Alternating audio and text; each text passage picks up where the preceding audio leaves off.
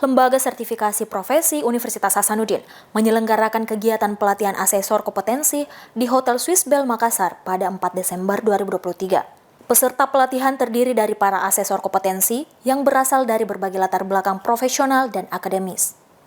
Kegiatan pelatihan ini bertujuan untuk meningkatkan keterampilan dan pengetahuan asesor kompetensi dalam melakukan penilaian terhadap kompetensi individu sesuai dengan standar yang ditetapkan.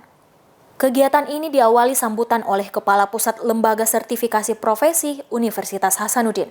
Pelatihan ini diadakan untuk menjaga dan meningkatkan kualitas penilaian kompetensi yang dilakukan oleh asesor.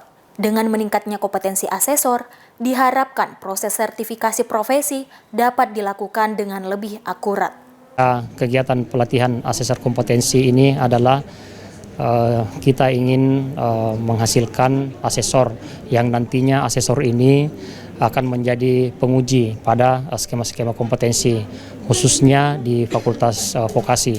Jadi ini adalah pelatihan asesor angkatan pertama ya khusus dosen-dosen dari Fakultas Vokasi.